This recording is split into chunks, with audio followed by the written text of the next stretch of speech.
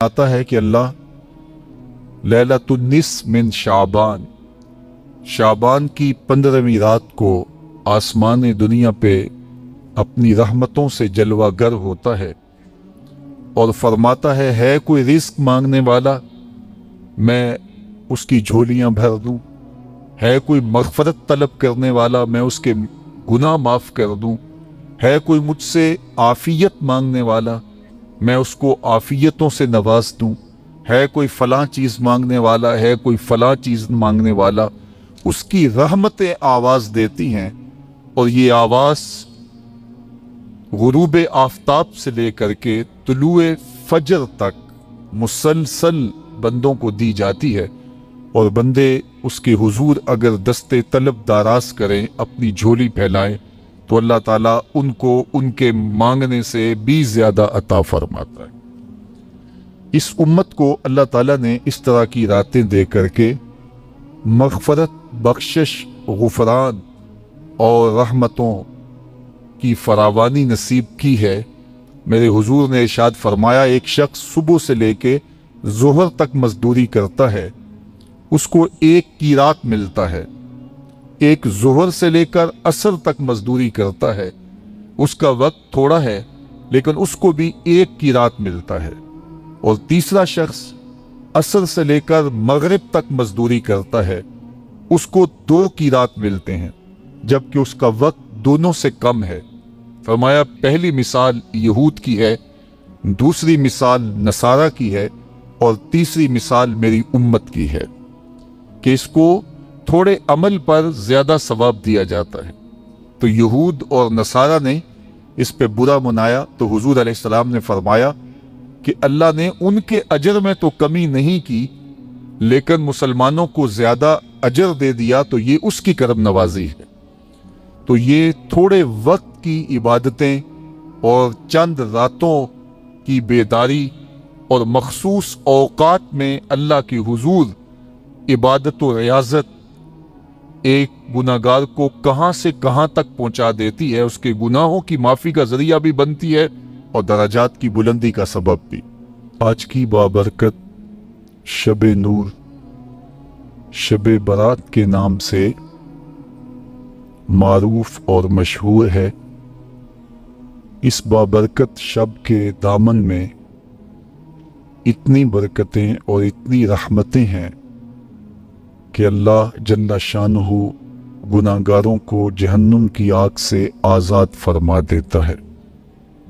ام المومنین سیدہ طیبہ طاہرہ سیدہ عائشہ صدیقہ رضی اللہ تعالی عنہا فرماتی ہیں، ایک دن میں دیکھا کہ حضور میرے حجرہ میں نہیں ہیں، تو میں حضور کو تلاش کرنے نکلی۔ جنت البقیع میں آسمان کی طرف سر اٹھائے حضور اللہ سے التجائیں کر رہے تھے۔ مجھے دیکھا تو ارشاد فرمایا، عائشہ کیا تم نے یہ سمجھا کہ اللہ کا رسول تم سے زیادتی کرے گا؟ فرماتی ہیں میں نے عرض کی، یا رسول اللہ صلی اللہ علیہ وسلم، میں یہ سمجھا شاید آپ کسی زوجائے محترمہ کے حجرہ میں تشریف لے گئے ہیں۔ فرمایا آج لیلۃ النصف من شعبان کی 15ویں رات ہے، درمیانی شب ہے۔ اس رات کو اللہ تعالی جل شانہ آسمان دنیا پہ نزول اجلال فرماتا ہے، اور قبیلہ بنو کلب کی بکریوں کے بالوں سے زیادہ لوگوں کو جہنم کی آگ سے آزاد کر دیتا ہے۔ قبیلہ بنو کلب عرب کا بہت بڑا قبیلہ تھا جو بھیڑ بکریاں پالتے تھے، اور لاکھوں کی تعداد میں ان کی بکریوں اور بھیڑوں کے ریوڑ تھے۔ تو اس قبیلے کی بکریوں کے بالوں سے بھی زیادہ گناہگاروں کو جہنم کی آگ سے آزاد کر دیا جاتا ہے۔ تو یہ وہ بابرکت شب رحمت ہے، شب نور ہے، جس کے دامن میں اتنی برکتیں ہیں کہ کوئی محروم نہیں رہتا۔ صرف وہ بد نصیب لوگ جو شرک میں مبتلا ہیں، جو سخت کینہ پرور ہیں، जो कता रहमी करते हैं, कातिल हैं, आदि शराबी या बदकार हैं, उन्हें इस मुबारक रात में महरूम रखा जाता है, वरना अल्लाह की रहमतों का उमूम इस बाबरकत रातों में इस कदर होता है कि कोई गुनाहगार जो उसके हुजूर हाथ दुआ के लिए उठाता है और अपना दामन फैला के उसकी रहमतें मांगता है, उसे महरूम नहीं रखा जाता, बल्कि अल्लाह सब गुनाहगारों को जहन्नम की आग से आज़ाद कर देता है। देखिए, लैलतुल क़द्र एक रात 1000 महीने की इबादतों से बेहतर करार पाती है। इसी तरह दीगर मौक़े हैं कि अल्लाह ताला इस उम्मत के लिए रखे हैं, रहमत रब बहाना मी तलब, और यूं भी पढ़ा गया रहमत रब बहाना मी तलब। उसकी रहमतें कीमत नहीं मांगती और उसकी रहमतें बहाना तलाश करती हैं, तो वो अपने बंदों को बख्शने पे आमादा है अगर वो अपना दामने तलब फैलाएं। कुरान मजीद में एक मुकाम देखिए कितना दिल आवेज है। फरमाया मा यफ़अलुल्लाहु बिअज़ाबिकुम, अल्लाह तुम्हें अजाब दे के क्या करेगा। उसकी ये चाहत नहीं है कि तुम्हें अजाब में मुब्तला करे, उसकी चाहत यह है कि तुम उसकी चौखट पे आओ, झोली फैलाओ, उससे खैरात और रहमत मांगो, और वो तुम्हारे माजी के सारे गुनाह माफ करके, सारी गलतियां माफ करके तुम्हें अपनी रहमतों से माला माल फरमा दे। तो वो बंदों को बख्शने पे, बंदों की मग़फ़रत करने पे आमादा है और उसकी रहमतें बहाने तलाश करती है। अल्लाह अकबर।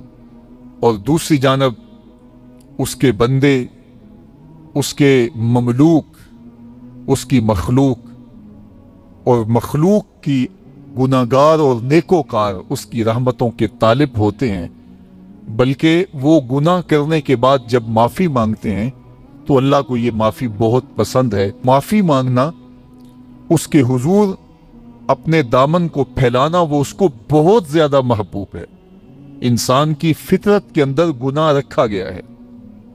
आग, हवा, मट्टी, पानी, ये इन 4 चीज़ों का मुरक्कब है। इसके जो अनासर हैं उसमें कभी एतदाल कायम नहीं रहता और इससे गुनाह सरजद हो जाते हैं। गुनाह करने के बाद बंदे का उस गुनाह पे असरार करना, अड़ जाना, जिद करना, तौबा ना करना, अल्लाह को ये पसंद नहीं। लेकिन अगर उससे गुनाह सरजद हो जाए तो फिर वो तौबा कर ले तो अल्लाह को ये बहुत ज़्यादा पसंद है। जो उससे हो सके नेकी वो अल्लाह के हुजूर पेश करे, लेकिन उसके अंदर जो शर रखी गई है, उसके अंदर जो कुव्वतें गुनाह की रखी गई हैं, उससे अगर उससे गुनाह सरजद हो जाए तो फिर वो अल्लाह से तौबा करे, अल्लाह की तरफ रुजू करे, तो अल्लाह उसकी तौबा को न सिर्फ कबूल करता है बल्कि उसके गुनाहों को माफ करता है और गुनाहों को बदल के नेकियों में तब्दील कर देता है। जब गुनाह नेकियों में तब्दील हो गए तो जितना बड़ा गुनाहगार था उतना बड़ा नेकोकार हो गया। हजरत सैयदना उमर रदियल्लाहु ताला अन्हु बाजार में जा रहे थे तो एक शराबी ने हाथ में बोतल पकड़ी थी शराब की। तो हजरत उमर हाथ में दुर्रा रखते थे और आपका जाहो जलाल दीतनीत होता। तो जो ही हजरत उमर रदियल्लाहु ताला अन्हु को उसने देखा तो डर गया और दिल ही दिल में कहा, ऐ अल्लाह, आज उमर के कहर से बचा ले, मैं तेरी बारगाह में सच्ची तौबा करता हूं। और जल्दी से शराब को बगल में छुपा लिया। इतने में हजरत उमर सर पे पहुंच गए और गरज कर कड़क के कहा कि ये तेरी बगल में क्या है। क्योंकि उसको बोतल छुपाते देखा था तो वो डर गया और डरते डरते कहने लगा, हजरत ये सिरका है। अब थी तो शराब, लेकिन डरते हुए बोला, हजरत सिरका है। तो हजरत उमर ने कहा, निकाल। जब निकाला तो शराब नहीं थी, वाकई सिरका बन चुका था।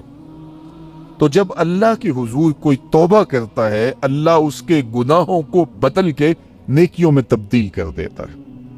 हदीस पाक में आता है कि क़यामत के दिन अल्लाह एक शख्स को कहेगा कि अपना नामा आमाल पढ़, तो वो नामा आमाल पढ़ने लग जाएगा। तो नामा आमाल के अंदर छोटे गुनाह भी होंगे, बड़े गुनाह भी होंगे।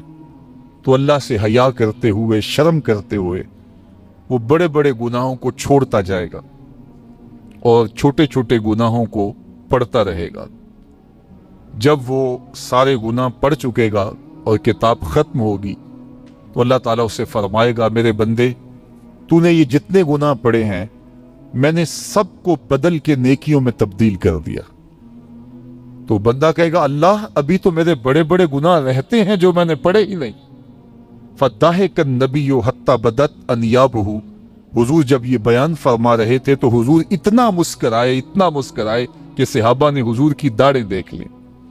तो पहले वो बड़े बड़े गुनाह छोड़े जा रहा था, लेकिन जब अल्लाह फरमाएगा कि मैं तेरे गुनाहों को बदल के नेकियों में तब्दील कर दिया, तो वो कहेगा, अभी तो बड़े बड़े गुनाह रहते जो मैंने अभी पढ़े ही नहीं। तो जब कोई बंदा उसके हुजूर तौबा करता है, अल्लाह ये नहीं देखता इसने गुनाह कितने किए हैं, ये देखता है बंदा आया मेरी चौखट पे है, तो अल्लाह उसके पिछले सारे गुनाह माफ फरमा दे। अल्लाह अकबर। मेरे और आपके आका मौला ने अल्लाह के हुजूर तौबा करने और उस पर अल्लाह की खुशी और अल्लाह की खुशनुदी का जिक्र करते हुए एक मिसाल बयान फरमाई कि एक शख्स सहरा में सफर कर रहा था, तो वो एक दरख्त के नीचे दोपहर काटने के लिए, सस्ताने के लिए रुक गया और दरख्त के साथ अपने ऊंट को बांध दिया और खुद लेट गया ताकि दोपहर काट लूं। थोड़ी देर के बाद जब उसकी आंख खुली तो उसने क्या देखा कि ऊंट मां साजो सामान के साथ गायब है। अब सहरा में ऊंट का गुम हो जाना गोया जिंदगी चले जाने के मुतरादिफ है। तो उसने दाएं बाएं भाग दौड़ के देखा कि कहीं ऊंट का निशान मिल जाए, लेकिन ऊंट का निशान नहीं मिला। ताहद्दे नजर कोई इंसानी आबादी नहीं। वो भागा और थक हार के दोबारा उसी दरख्त के नीचे बैठ गया और प्यास से हलकान हुआ जा रहा था और दरख्त के साथ टेक लगा के लेट गया और मौत का इंतजार करने लगा। जिन लोगों ने सहरा का सफर किया है उनको इस बात का अंदाजा होगा कि कई कई 100 मील तक इंसानी आबादी ही नहीं, अब ना कुछ खाने के लिए बचा ना कुछ पीने के लिए बचा। ऊंट भी गायब हो गया, तोशा भी साथ ही चला गया। तो अब जाहिर है सीधी सीधी मौत ही नजर आ रही है। तो वो उस दरख्त के साथ टेक लगा के बैठ जाता है और मौत का मुंतजिर होता है। थोड़ी देर के बाद फिर उसकी दोबारा आंख लग जाती है। जब दोबारा आंख लगती है तो थोड़ी देर बाद फिर आंख खुलती है। जब दोबारा आंख खुलती है तो देखता है कि ऊंट जो गुमा था मां साजो सामान के उसके पास खड़ा है। तो सहरा में इस हालत में ऊंट का मिल जाना जिंदगी मिल जाने के मुतरादिफ है। तो वो इतना खुश हुआ कि खुशी की इंतहा न रही, बल्कि मुसर्रतों के हुजूम में दरक गया और कहने क्या लगा, अल्लाहुम्मा अंता अब्दी व अना रब्बुका, ऐ अल्लाह तू मेरा बंदा और मैं तेरा रब। कहना तो ये था कि तू मेरा रब और मैं तेरा बंदा, लेकिन मुसर्रतों का हुजूम ही इतना था, खुशियों का हुजूम ही इतना था कि जुबान पे काबू न रहा। किसी के आने से ऐसे होश उड़े साकी के, शराब सीख पे डाली और बोतल में कबाब। कहना यह था अल्लाहुम्मा अंता रब्बी व अना अब्दुका, लेकिन इस कदर खुश हुआ जब भी तेरी कुर्बत के इम्कान नजर आए हम इतने खुश हुए कि परेशान नजर आए। तो कहना यह था कि अल्लाह तू मेरा रब और मैं तेरा बंदा, लेकिन खुशियों के हुजूम में वो कहता है अल्लाहुम्मा अंता अब्दी व अना रब्बुका, ऐ अल्लाह तू मेरा बंदा और मैं तेरा रब। हुजूर ये बात बयान करने के बाद सहाबा से पूछते हैं कि जरा बताओ उस बंदे को कितनी खुशी हुई कि खुशी में जुबान भी काबू न रही और अपने आप पे कंट्रोल न रहा और खुशियों के हुजूम में उसे ये भी पता नहीं चल रहा कि वो क्या बोल रहा है। तो सहाबा ने अर्ज की हुजूर बहुत ज्यादा उसे खुशी हुई। तो मेरे हुजूर ने ये बात करने के बाद इरशाद फरमाया, जिस तरह उसको गुमा हुआ ऊंट मिला और उसकी खुशी की इंतहा न रही, तो फरमाया जब कोई शख्स तौबा करता है और अल्लाह की हुजूर पलट के आता है, गुनाहों से माफी मांग के उसकी दहलीज पे आता है, मेरे हुजूर ने फरमाया अल्लाह इससे भी ज्यादा खुश होता है कि मेरा बंदा मेरी चौखट पे आ गया है। तो वो ये चाहता नहीं कि मैं अपने बंदों को अजाब दूं, वो खुद आग में छलांगे लगाए तो उसकी मर्जी। अगर गुनाह सरजद भी हो गया है तो कोई बात नहीं, माफी मांग ली जाए। تم نے اس کے حضور پیش ہونا ہی ہونا ہے. اس کے حضور جانے سے تم بچ نہیں پاؤ گے. چھٹکارا نہیں، رستگاری نہیں. ایک ایک عمل کا تمہیں حساب دینا ہوگا. ایک ایک حرکت اور ایک ایک سکنت تمہاری تشت ازبام ہوگی. تمہارا پوشیدہ اور مخفی عمل قیامت کے دن سامنے آ جائے گا. اللہ اکبر. یہ قرآن ہے، یہ کوئی فرضی کہانی نہیں ہے. انہ لقول فصل وما هو بالہزل. فرمایا یہ قول فیصل ہے، یہ طے شدہ حقیقت ہے، یہ امر واقعی ہے. یہ کوئی مذاق نہیں ہے کہ یوں ہی کو کہانی بیان کر رہا ہے. یہ سب کچھ ہونے والا ہے. یہ اپنی آنکھوں سے تم دیکھو گے. آج انکار کرو یا اقرار کرو، تمہیں کھلا موقع دیا ہے. حتیٰ کہ تم کافر بن کے زندگی گزارنا چاہو، نمرود بن کے جینا چاہو، فرعون بن کے جینا چاہو، حامان بن کے جینا چاہو، ہم تجھے دنیا پہ موقع دیں گے. لیکن یہ نہیں ہے کہ جب زندگی کی بساط لپیٹے گی پھر کام ختم ہو جائے گا. نہیں، یہ تمہیں ہمیں فرصت دی ہے، پھر ہم نے تم سے حساب لینا ہے. ایک ایک عمل تمہارے سامنے آئے گا. اللہ اکبر. ذرا غور کیجئے. فآمنوا باللہ، تو بہتر ہے کہ اللہ پر ایمان لاؤ. اس کے حضور تو تم نے آنا ہی آنا ہے. بہتر نہیں ہے کہ جیتے جی آ جاؤ، پھر لوگ تجھے اٹھا کے لائیں گے. اچھا نہیں ہے کہ اپنے قدموں سے چل کے آ جاؤ. کی آگ سن لوگ یعقوب دینو جدوں ٹر پہ ہوں سر منہ کج کے. پھر جو کفن کی تنیوں میں لپیٹ کر کے تجھے لے کر کے جایا جائے گا، تو اچھا نہیں ہے کہ اپنے قدموں سے خود چل کے مالک کی دہلیز پہ چلے جاؤ. ایک حدیث میں آتا ہے کہ اللہ بندے کو اپنے سامنے سے ہٹنے نہیں دے گا جب تک اس سے 4 سوال نہیں کر لے گا. آپ دیکھیے، میں دیکھوں کیا ہم ان سوالوں کے جواب دینے کے لیے اپنے آپ کو تیار کر رہے ہیں. پہلی چیز، اللہ پوچھے گا عمر کہاں گزاری. دوسرا سوال، اللہ تعالیٰ علم کے بارے میں پوچھے گا. جو پڑھا تھا بتا، عمل کہاں تک کیا. خلوت، جلوت، زندگی، شام و سحر تیرے اس سیکھے ہوئے علم کی مطابقت میں تھے، یا علم عزت دولت کمانے کے لیے پڑھا تھا. تیسری بات، اللہ پوچھے گا مال کمایا کیسے، اور مجھے بتا مال خرچ کہاں کیا. آج لوگ نیب سے ڈرتے ہیں کہ ہم سے پوچھ نہ لیا جائے کہ یہ آیا کہاں سے. منی ٹریل پیش کرو، یہاں ہم بچ جائیں گے. کوئی مکر، کوئی دھندا، کوئی فریب چل جائے گا، کوئی پریشر، کوئی افرادی قوت، کوئی سیاسی اثر و رسوخ، کوئی رشوت، کوئی سفارش، کچھ نہ کچھ تو راستہ نکل ہی آئے گا. اور آج کی دنیا میں صرف یہی پوچھا جاتا ہے کمایا کہاں سے. یہ نہیں پوچھا جاتا خرچ کہاں کیا. جیسے چاہو خرچ کرو، لیکن وہاں سوال ہوگا وفیما انفقہ، خرچ کہاں کیا. یہ سوال بھی کیا جائے گا. وعن جسم ہی فیما ابلاہ، اور جسم کے بارے میں پوچھا جائے گا اس جسم کو دی ہوئی توانائیوں کو خرچ کہاں کیا. بعض روایت میں ان شباب ہی فیما ابلاہ، جوانی کے بارے میں پوچھا جائے گا تیری جوانی کے خوبصورت دن کہاں گزرے. مجنو بن کے چوکوں میں کھڑا تو نہیں رہا، پارکوں کے گرد پروانوں کی طرح گھومتا تو نہیں رہا، تیری نظر بدکاریاں تو نہیں کرتی رہی، اپنی خواہشات کا غلام بن کے زندگی تو نہیں گزاری، تیری ساری رات 4 انچ کی سکرین کے اوپر بدکاریاں کرتے بسر تو نہیں ہوئی. پوچھا جائے گا بتا جوانی کہاں گزری. جوانی مستانی ہے یہ کہہ کر کے تو نے ہر ضابطے سے چھٹی تو نہیں کر لی تھی، یا جوانی کے تقدس کو تو نے محفوظ کیا اور راتوں کی تنہائیوں میں اللہ کے حضور سجدہ ریزی کرتا رہا. میرے اور آپ کے آقا و مولا نے فرمایا جو جوان جوانی میں توبہ کرے وہ اللہ کو محبوب ہے. اللہ اکبر. اور اللہ جن 7 لوگوں پر اپنے عرش کا سایہ کرے گا ان میں سے ایک شخص کا ذکر کرتے ہوئے فرمایا وَشَابٌ نَشَأَ فِي عِبَادَةِ اللَّهِ، وہ جوان جس کی جوانی اللہ کی عبادت میں گزری. قیامت کے دن جب کوئی سایہ نہیں ہوگا اللہ اسے اپنے عرش کا ٹھنڈا سایہ عطا فرمائے گا. میرے مخاطبین جو اس وقت میرے سامنے موجود ہے بالمشافہ، اور پوری دنیا کے اندر جو اس وقت مجھے دیکھ رہے ہیں، ان میں زیادہ تر تعداد نوجوانوں کی ہے. تو میں آپ سب سے مخاطب ہوں اور آپ کو کہتا ہوں کہ یہ جوانی دوبارہ نہیں ملنی. بندہ کہتا ہے بڑھاپا آئے گا دیکھ لیں گے. جس طرح ہر چیز کا سرور جوانی میں ہوتا ہے، ہر چیز کا لطف بندہ کہتا ہے جوانی میں ہے، سجدوں کا جو لطف جوانی میں ہے وہ کسی اور زمانے میں نہیں ہے.